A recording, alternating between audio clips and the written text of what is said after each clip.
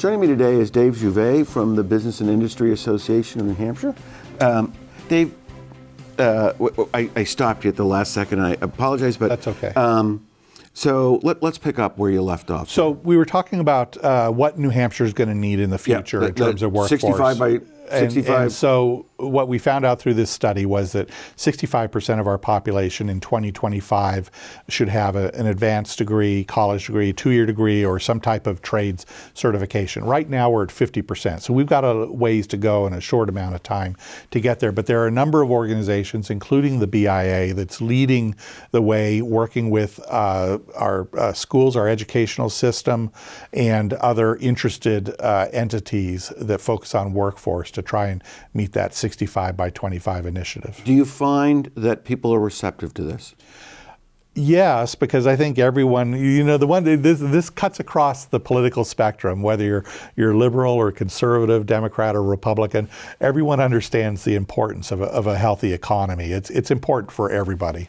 And yes, are there regulatory components to this that need to happen? There are, perhaps not specifically related to the workforce, but certainly important in our economy. And it's one thing that the BIA focuses on a lot in our public policy work is creating a regulatory environment that is conducive for business growth. And that's important, but also complex, because it's not just state regulations, it can sometimes be local regulations. Do we have a good regulatory environment at the state level? And do we have it at the town level? And I realize there are a lot of towns, but I mean, The town level is very difficult to measure. At the state level, New Hampshire is not known for having a particularly business-friendly regulatory environment, and that's groups outside of New Hampshire that measure that type of activity. I think we're making improvements.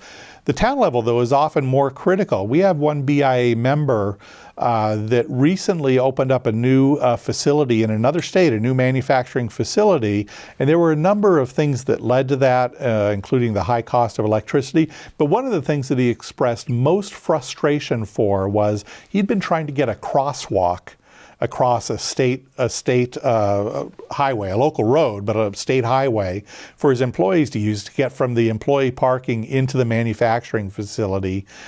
He'd been fighting the town for years to get this crosswalk, and he noted recently that he was able to get full permitting to build an entire factory in another state within weeks, and he couldn't get the permit for a crosswalk out of his local town. So New Hampshire, 2 years for a crosswalk, another state, 2 weeks for an entire factory. Yeah, and that makes a difference. So, I mean, somebody might say, well, their regulations were too loose.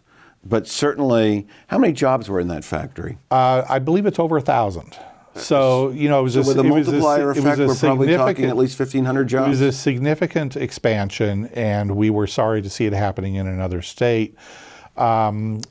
And that's how businesses make decisions. And that was that the state or the town that kept that from? I think there were a number of issues. Part of which is it's more expensive to expand here than it was in the state was in the South. New Hampshire is a non-right to work state, and that was important for this employer. The cost of electricity, which we mentioned a moment ago, is very high here, more than double what it is in the other state. And they couldn't get their crosswalk painted.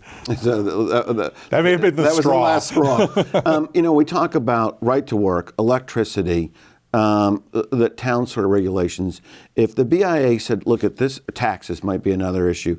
The BIA said, if we could have a magic wand, which one of those 4 things would your members pick to fix? I think probably cost of electricity has the most immediate impact on our members, especially the manufacturing community and other high energy users like hospitals or financial groups like Fidelity or Liberty Mutual that have huge electricity costs.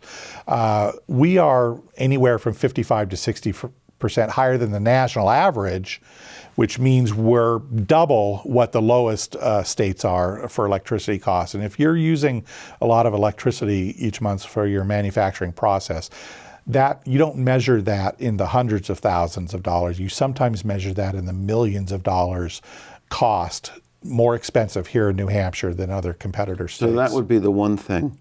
That's the thing that we hear most often. I think all of these things are important. Workforce issues everybody recognizes. There are things that we could do to start making incremental improvements, but they'll require some state investment. So I guess I interrupt you there because we have to cut it off. We're out of time. But thanks so much for being here. thank you. And thank you for joining us for this edition of Capital Connections, your weekly access to politics and policy along the I-89 and I-91 corridors and how it impacts your life in our region. If you have a comment or a question or an idea for a future guest, why don't you send me an email? But in the meantime, please remember, join us again at this same time next week for another edition of Capital Connections.